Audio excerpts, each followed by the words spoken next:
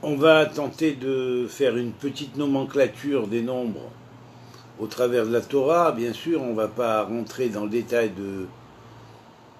de tous les nombres des versets, mais disons on va s'attacher au fameux nombre 1820, qui est le nombre des Havayot Yud-Kevavke, le nom de l'Éternel, qui sont marqués dans la totalité des livres de la Torah.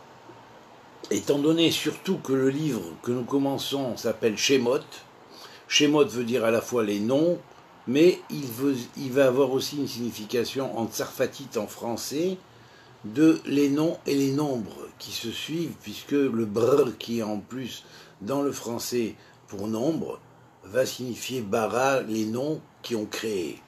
Nombre égale noms qui ont créé. En fait, symboliquement, si on fait de l'hébreu français. Alors, on va faire une analyse du nombre des Yud-Kevavke dans les 5 livres de la Torah. Alors évidemment, on sait qu'il y a 1820 fois le nom de Yud-Kevavke dans toute la Torah, et on va le trouver 143 fois, ou enfin dans 143 versets, soit en tant que l'Hachem, à l'Éternel, soit de l'Éternel, soit et l'Éternel, donc soit l'Éternel tout court, donc verset dans lequel il y a des fois une proposition avant, mais grammaticale, mais le nom de Yud-Kevavke est marqué. Alors nous trouvons 143 fois dans Shemot, qui est la valeur numérique de Kamag, c'est-à-dire le nom de Ehyeh, écrit en milouille, en nombre rempli, c'est-à-dire le Aleph s'écrit entier, le He s'écrit entier, puis le Yud s'écrit entier, et le dernier He va s'écrire entier. Donc nous allons trouver la valeur numérique Kamag. Kamag fait 143 en valeur numérique, c'est-à-dire la place à la magie éternelle, si on pourrait dire, quelque part, qui est la magie de Bereshit, qui est l'émane du Keter. Et donc nous avons ce fameux nombre, 143 fois le nom de Yud-Kevavke apparaissant dans Bereshit. Il va apparaître dans 142 versets dans Shemot. Dans Shemot, nous avons Beshem. Alors effectivement, dans le nom, la valeur numérique de Beshem signifie dans le nom. Donc, dans le nom, nous sommes dans le livre de Shemot. Donc, l'allusion est claire aussi. Dans Vaïkra, il va apparaître 281 versets dans lesquels il y a Yud-Kevavke, c'est-à-dire 281. 281 est le nombre de Rapé, c'est-à-dire celui qui guérit. Alors que dans Bamidbar, le 4e livre de la Torah, il apparaît 350 fois, qui est la valeur numérique de Shmi, mon nom. Donc, Shem, Bachem, Shmi, Rapé, il guérit, et il guérit notamment avec le Shem Ehyeh, qui est le premier qui est dans Bereshit, 143 fois, dans 143 versets. Nous avons, en ce qui concerne le livre de Devarim, 439 fois, c'est-à-dire Shanim, Yud-Kevavke, les années du temps de Yud-Kevavke. Et nous avons en total donc 1555 versets dans lesquels, dans la Torah, il y a le nom de Yud-Kevavke. Nous ne trouvons pas 1820. Donc c'est évident qu'il faut retrancher 1555 à 1820 pour trouver ce compte de 1820, qui est le compte que lorsqu'on cherche le nombre de fois Yud-Kevavke, il va apparaître effectivement par un compteur spécial avec certains programmes informatiques. Mais nous avons 1555 versets en tout. Mais de ces 1555 versets, comment en déduit-on 1820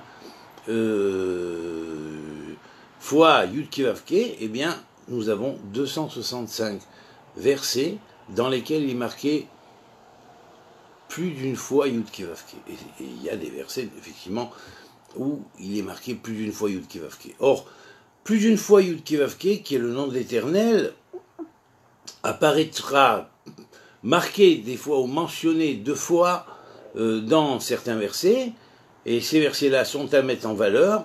Alors évidemment, pourquoi ce nombre 265? Nous allons les traiter, et le nombre 1555 en tant que nombre équivalent à 1820 en tout. Voilà. Donc nous avons trois nombres en valeur. Premier nombre, 265. Deuxième nombre, 1555. Associés ensemble, ils vont donner 1820 fois le nom de Yud-Keh-Vav-Keh apparaissant dans la totalité de la Torah, mais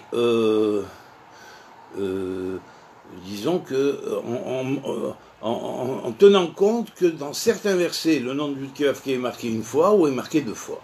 Alors, c'est là la différence qui existe entre ces types de versets. 1555, nous avons Yud-Keh multiplié par 100. On sait qu'il existe 100 portes. 100 portes de transmigration des âmes, 100 portes de la super intelligence qui est capable de convertir même les portes de l'impureté en portes d'intelligence et provoquer la transmutation en élevant les mondes inférieurs par la puissance de ce qu'on appellerait la transformation du phénix spirituel du monde Chol en Tzipor HaChol, c'est-à-dire l'oiseau des sables appelé le phénix. Et n'oublions pas que HaChol, c'est aussi une valeur numérique qui va nous ramener effectivement avec son kollel à Chol, qui va nous ramener avec son kollel au nombre 50. Donc c'est logique que même les 50 portes dites de l'impureté peuvent se transmuter et se transformer en portes de pureté et devenir des portes d'intelligence nouvelles, c'est-à-dire de la pureté réintégrée. Et à ce moment-là, effectivement, ça confirme le proverbe alchimique qui dit même de l'impur sortira le pur. Donc c'est logique, puisque à l'origine, tout était pur. Alors, nous allons donc voir ce nombre 1555 comme le premier nombre clé.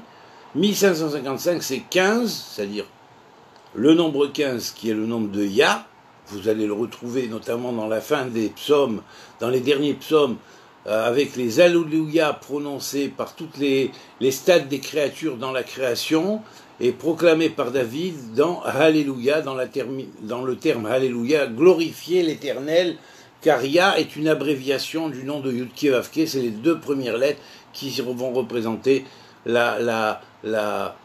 l'éternité suprême. Alors, bien évidemment, nous allons à ce nombre de Yah trouver grâce au multiple de 100, c'est-à-dire la transmutation totale par l'effet des 50 portes de l'intelligence, d'abord un pur, puis les 50 portes de l'intelligence purifiant l'impur, et qui vont finalement purifier la totalité des portes par lesquelles les âmes transmigrent par le tikkun, et c'est logique, et c'est parfaitement logique.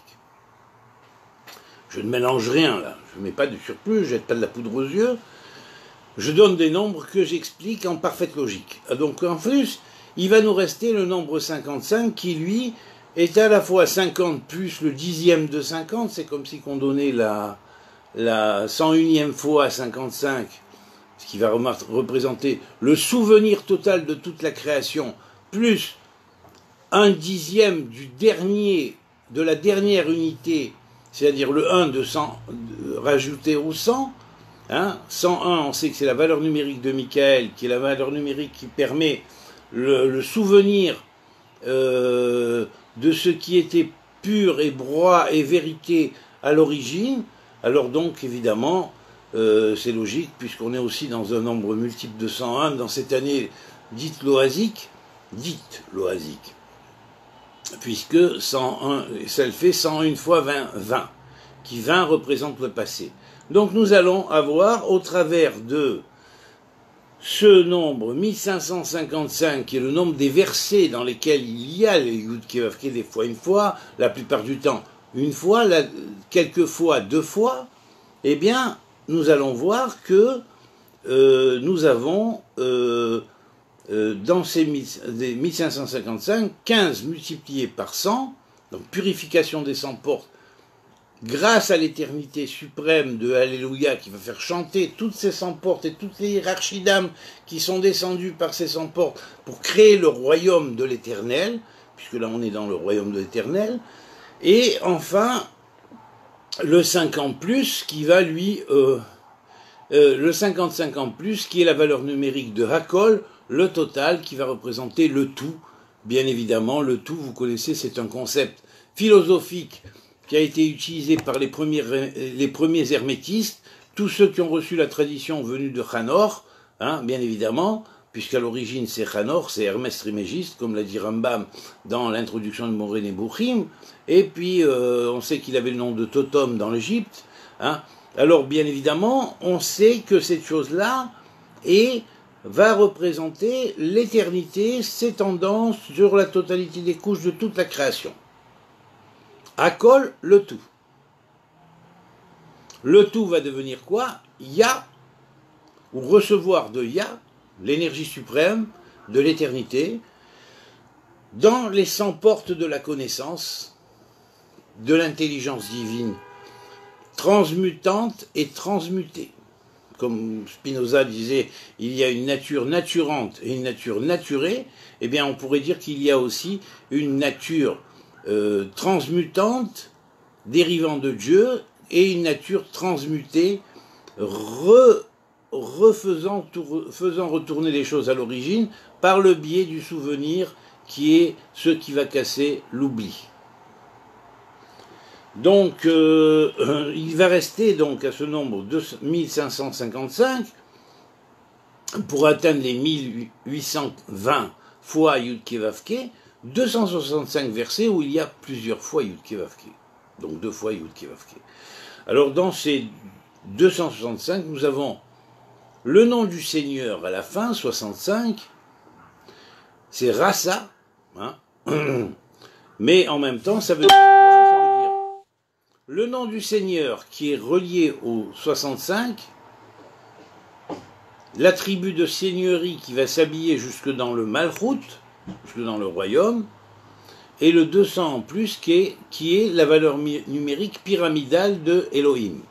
C'est-à-dire quand on écrit Aleph, Aleph Lamed, Aleph Lamed He, Aleph Lamed He Yud, Aleph Lamed He Yud même, nous avons comme valeur numérique donc Aleph 1, Aleph Lamed 31, Aleph Lamed He 36, Aleph Lamed He Yud 46 et Aleph Lamed He Yud même 86. Quand nous associons ces nombres-là, le total est de 200 et c'est logique car seul lui peut provoquer la résurrection et c'est la raison pour laquelle l'arcane 20 du tarot qui représente la lettre Resh dans le tarot ou livre de Thoth est effectivement équivalent à 200 parce que effectivement cette résurrection n'est possible que par la pyramidalité du développement du nom d'Elohim. On en développe l'Aleph d'abord, on en développe le Aleph avec le Lamed, on en développe le Aleph avec le Lamed et le He, on en développe le Aleph, le Lamed, le He avec le Yud, c'est-à-dire le côté pratique intérieur, et on va en le développer ensuite avec le Mem à la fin, Aleph, Lamed, He, Yud et Mem. Ce qui va signifier en fait par allusion, un enseignement extraordinaire qui va parallèle au Zohar, qui est le livre du Bahir, qui contient 200 chapitres, et pas pour rien, car c'est une allusion, et j'avais fait regarder mes cours sur le Bahir, hein, n'est-ce pas, c'est une allusion à la pyramidalité du nom d'Elohim, inscrite dans les versets, les chapitres, si on pourrait dire, du Sefer HaBahir, le livre de l'éclat. Alors nous avons donc, la lumière absolue, 2, les 30 récipients de cette lumière absolue. Les récipients dits 10 récipients intérieurs, 10 récipients intermédiaires, 10 récipients extérieurs. 3, tout cela, plus en plus, les 5 notions de niveau de lumière.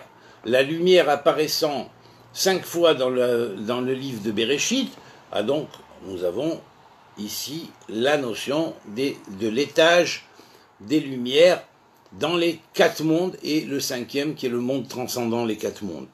Alors donc après cela, nous avons la valeur numérique correspondante aux 10 séphirotes elles-mêmes, et enfin les 40 qui sont les travaux interdits, Shabbat, donc enfin interdits partiellement Shabbat selon les métiers des gens, hein, et évidemment le 40e qui est la musique sacrée qui va inclure la totalité de la création et faire entrer la création dans une grande shira, c'est-à-dire dans une grande apothéose, grand chant mystique qui va être le chant nouveau qu'avait prévu et prédit Rabbi Nachman dans ses proverbes, n'est-ce pas? Le chant qui est à la fois trinitaire et quadrinitaire, hein, et ça a une relation bien évidemment avec le livre de la Torah décodé avec ses 54 parachiotes qui sont toutes encryptés des noms de Dieu encodés dans les Shemot du Shem HaMeforash. Voilà. Donc ça c'était pour faire une parallèle avec ce nombre 1820, et pour terminer, donc on sait que la paracha Shemot est vraiment clé, car c'est elle qui parle, qui a le nom de Shemot, mais qui en même temps fait en valeur numérique Beshem dans le nom, hein. Donc c'est effectivement dans le nom, car les nombres sont des noms, et les noms ont des nombres. Et ça c'est le français tsarfatite, qui signifie transformation, transmutation, qui va le signifier, et c'est pas pour rien. Alors,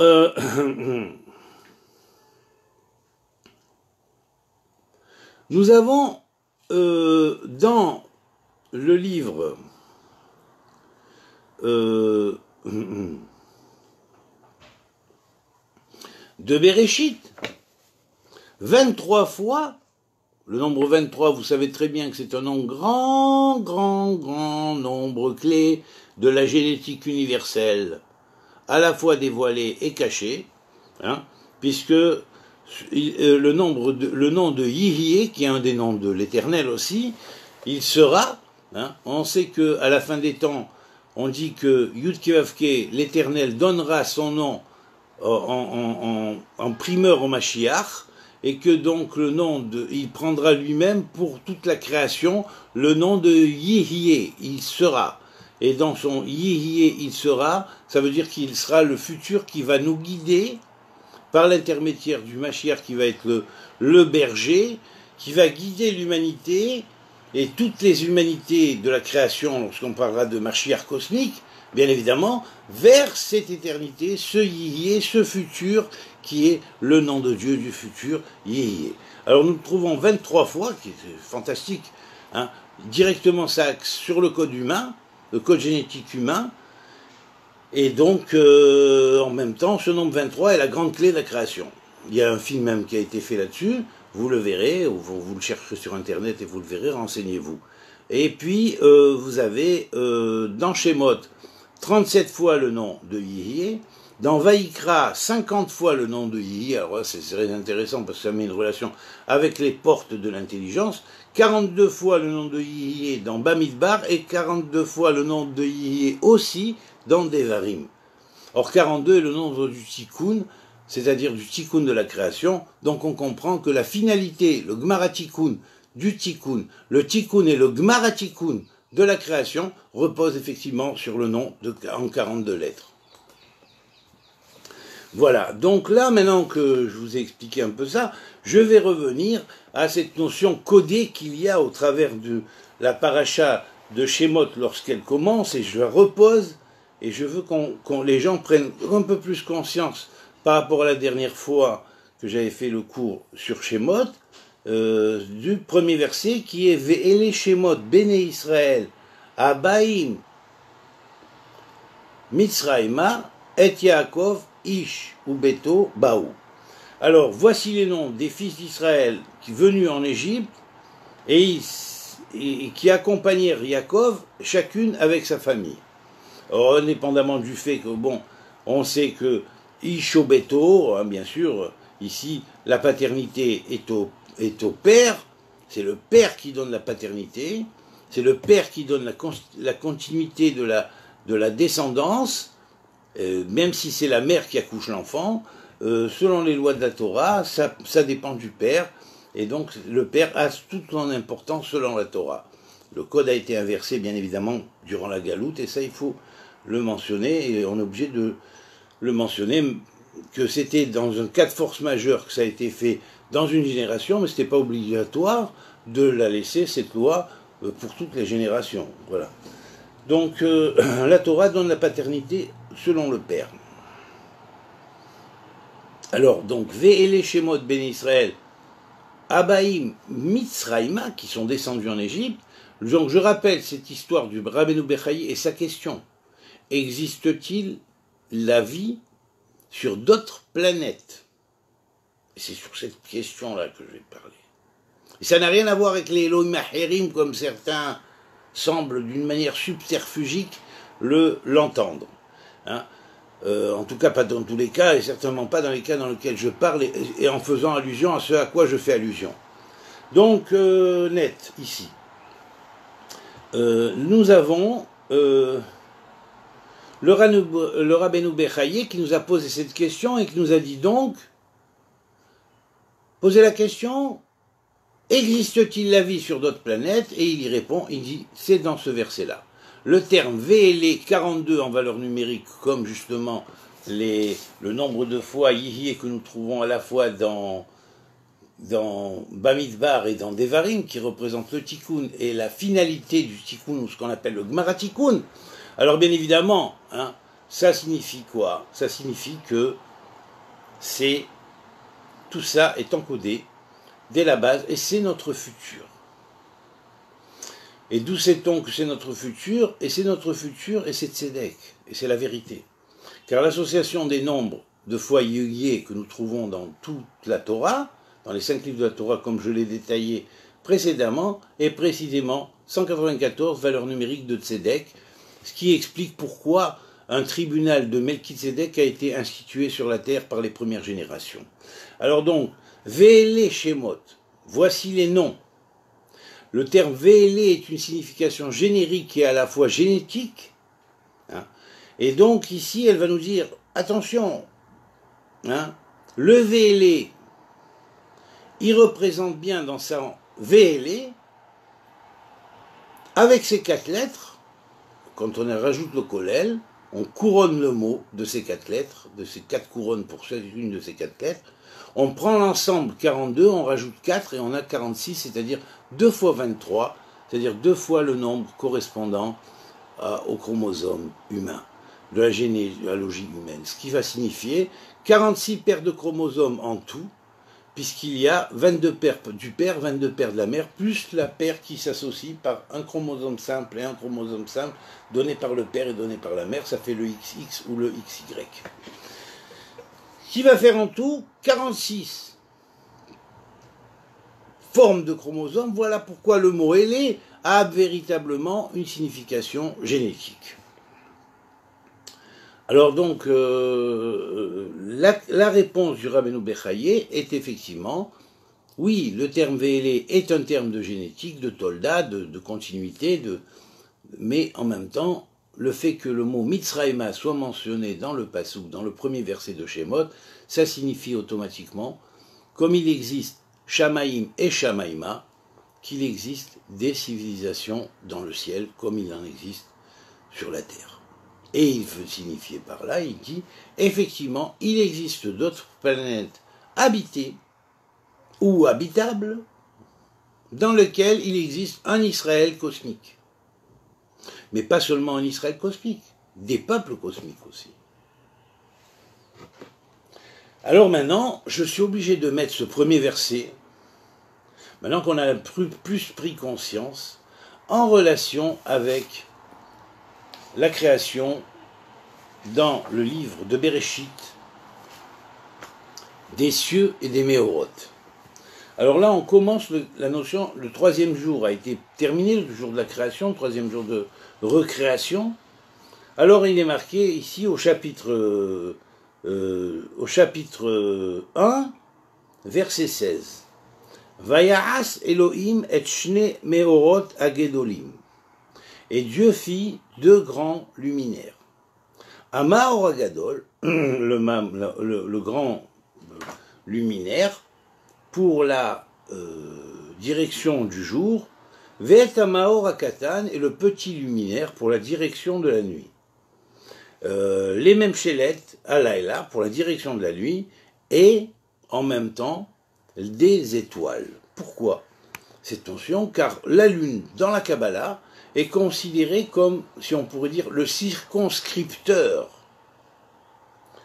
des sens des individus qui sont dans notre planète.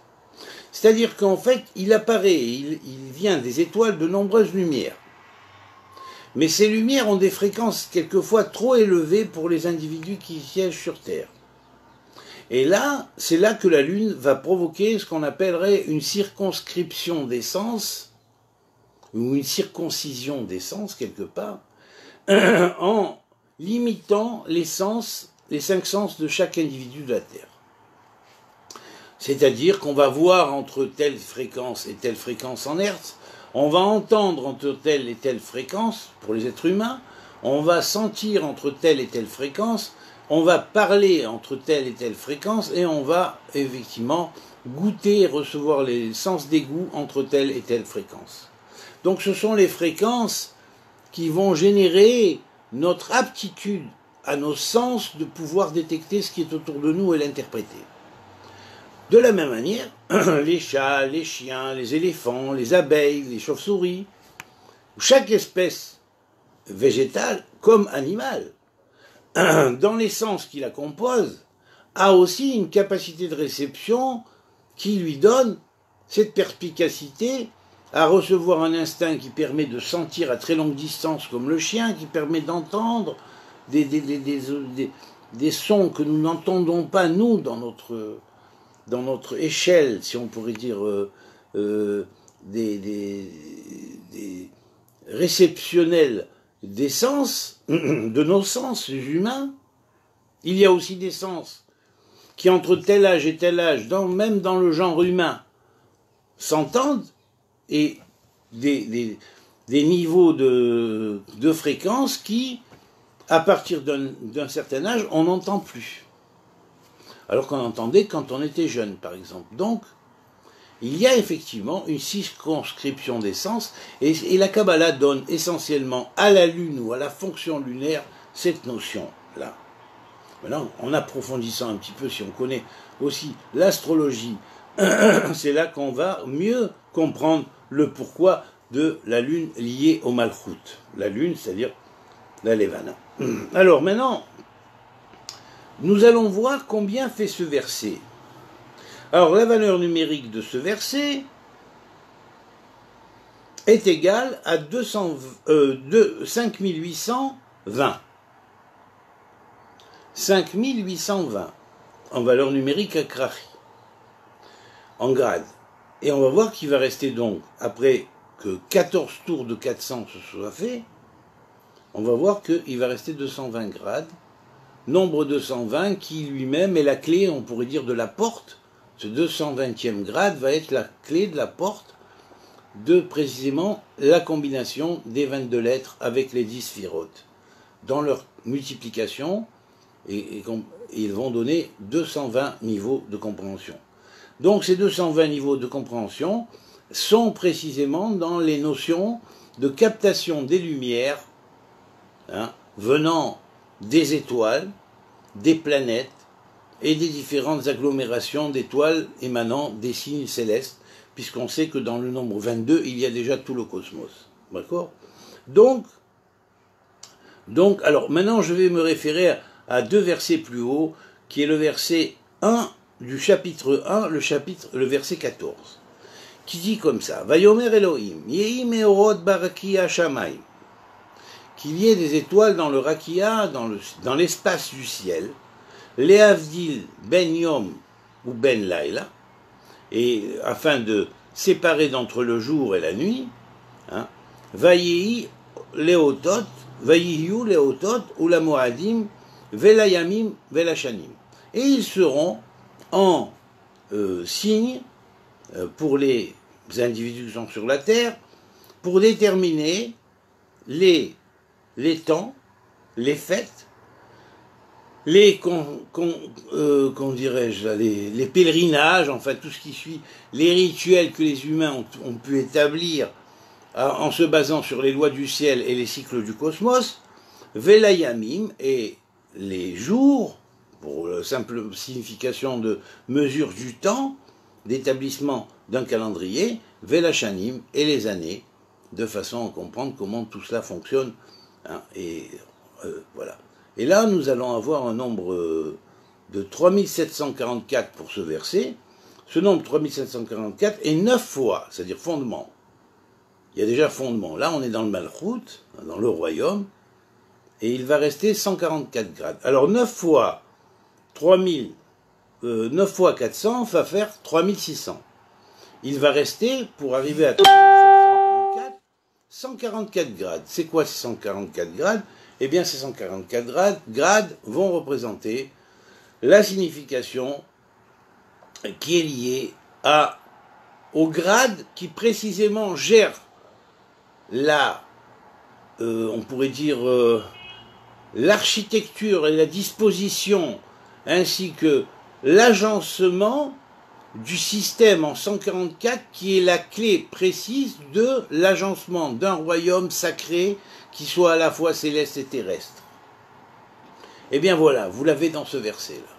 Donc ce qui signifie que toute la hiérarchie des 12 signes et des 12 fois 12 signes est signifiée dans ce verset-là même. Vous voyez? 12 signes, 12 tribus. 12 fois 12 signes, 12 fois 12 tribus. Les emblèmes de ces tribus, combinés ensemble, donnent la clé de ce qu'on appellerait le gouvernement théocratico-humain adéquat pour qu'il n'y ait pas d'abus, si on pourrait dire, qui pourrait être un abus par rapport à l'humain, qui trouverait que bon, ce système divin, il est un peu trop complexe pour nous. Qu'est-ce que c'est? On ne peut pas tenir avec ça. Qui va tenir devant cette justice? Non. Et un système humain qui n'est pas déviant parce que il sort complètement des notions de morale et d'éthique que le Seigneur, l'Éternel, veut que nous ayons en ce qui concerne le monde dans lequel il a mis à notre disposition, le monde qu'il a créé, qu'il a mis à notre disposition. Donc, pour cela, nous devons imiter la loi du ciel. Le ciel est divisé en 144 zones. Nous devons diviser notre gouvernement en 144 fonctions. Mais 144 fonctions qui sont en relation directe avec les 144 demeures, si on pourrait dire, du zodiaque, et avec les 144 fonctions des tribus, multipliées par les tribus. Et voilà, vous avez la grande clé. Alors là, bien évidemment, après, Vaïten, Otam, Elohim, quand on prend le verset 17, Barakia, Shamaim, Léaïr, Alaharetz. Alors vous voyez, ça fait 2412, soit 6 fois 400, et il reste 12. Et il reste 12 comme les 12 signes du zodiaque. C'est la raison pour laquelle la plupart des peuples, je ne dis pas tous les peuples, mais la plupart des peuples, ont divisé le zodiaque en 12 parties. Voilà.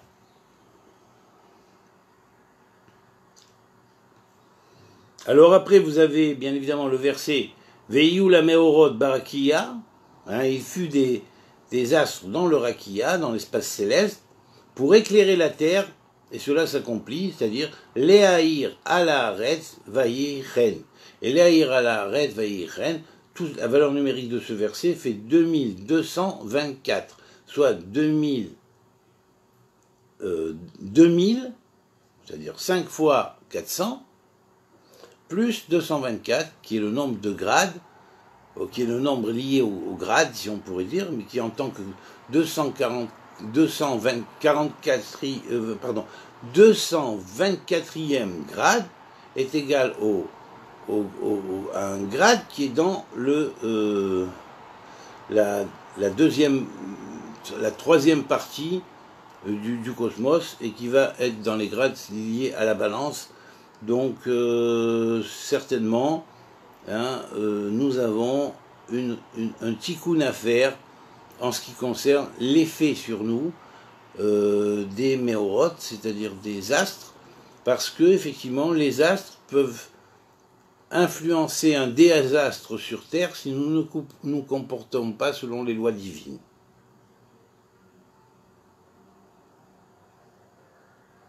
à ce moment-là, il provoque des désastres.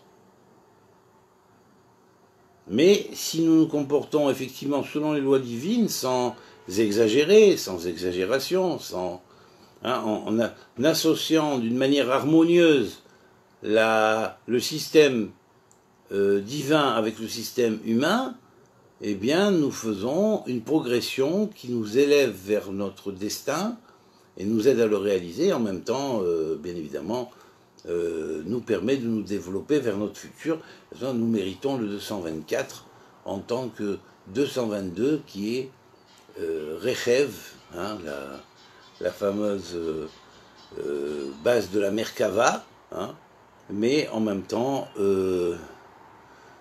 Bet Rechev, c'est-à-dire les deux Merkava, la Merkava qu'on appelle la grande Merkava et la Merkava que nous appelons la petite Merkava, qui sont semblables dans la tradition hindoue à ce que l'on appelle le Mahayana et le Hinayana, c'est-à-dire le grand véhicule et le petit véhicule. Voilà.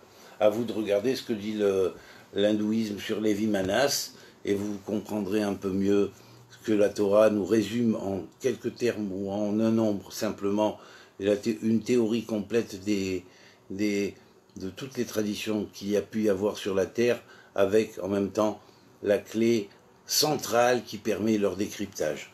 Je vous souhaite un excellent Shabbat et faites passer, partagez beaucoup. Que cette semaine je voyais un peu plus de partage que les autres semaines, car n'oubliez pas qu'on est dans Shemot, et que Shemot c'est la Géoula, et j'ai reçu une prophétie il y a seulement 2 jours, et l'Éternel s'est adressé à moi et il a dit: cette année est le point de départ effectif de réveil des âmes et de la Géoula. Voilà. Et j'ai vu les âmes être libérées de leur torpeur, de leur endormissement et de leur oubli par les anges supérieurs qui sont venus les délivrer des carcans de ténèbres qui les enchaînaient, sans qu'ils prennent conscience que tout leur bourrage de crâne qu'on a pu leur faire viennent de ces carcans de ténèbres. Sachez que la délivrance est proche, que Dieu vous bénisse et qu'il vous fasse progresser vers ça. Kol Touv.